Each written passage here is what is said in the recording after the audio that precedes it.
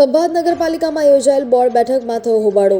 Board બેઠક પહેલાથી જ પાલિકામાં હતી ભરેલા અગ્નિ જેવી સ્થિતિ। નિવૃત્ત પાલિકા કર્મચારીઓને બોર્ડ બેઠકમાં એન્ટ્રી આપવા મામલે વિરોધ પક્ષે કર્યો હોબાળો।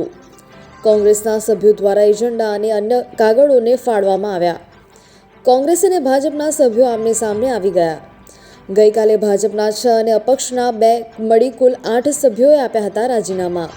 તેમ છતાં આજની સભામાં ભાજપના 15 અને કોંગ્રેસના 12 સભ્યો હોવાથી બહુમતીના જોરે ભાજપે તમામ ઠરાવો કર્યા મંજૂર।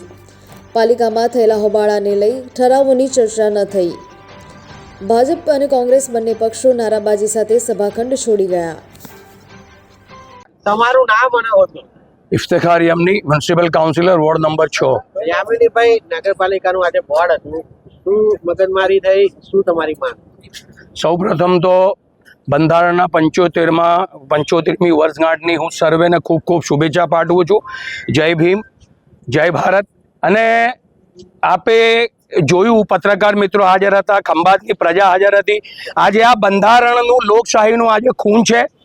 એમના માણસો, એમના કાઉન્સિલરશ્રીઓ જ્યારે એમનો પક્ષ છોડીને રાજીનામું આપતા હોય, હાજર ના રહેતા હોય, અને એવા સંજોગોમાં એમને એવું લાગ્યું કે અમારી આજે આબરૂ જવાની છે, એજન્ડાના તમામ ઠરાવો જ્યારે મંજૂર થવાના નથી, એવા સંજોગોમાં લોકશાહીનું ખૂન કરી વિપક્ષને સાંભળ્યા વગર એમણે આ હોલ છોડ્યો છે।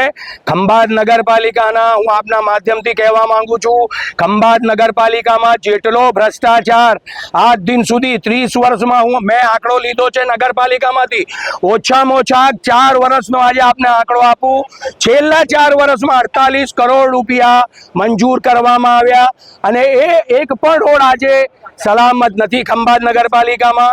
ભ્રષ્ટાચાર, અને આ કેવું છે, આ ક્યાંય આ લોકોએ જે રાજીનામા આપ્યા છે એ રાજીનામા પ્રજાના કામ માટે નથી આપ્યા, પણ ભાગ બટાઈ માટે આપ્યા છે। આપના દરેક સમાચારમાં મેં જોયું કે ભાઈ કોન્ટ્રાક્ટરોને એમની પરમિશન વગર રૂપિયા ચૂકવી દેવામાં આવ્યા, એટલા માટે એમણે રાજીનામું આપ્યું છે। પ્રજાના કામ માટે રાજીનામું આપેલ નથી એમણે ફક્ત ભાગ બટાઈ નથી મળી એટલા માટે આપ્યું છે।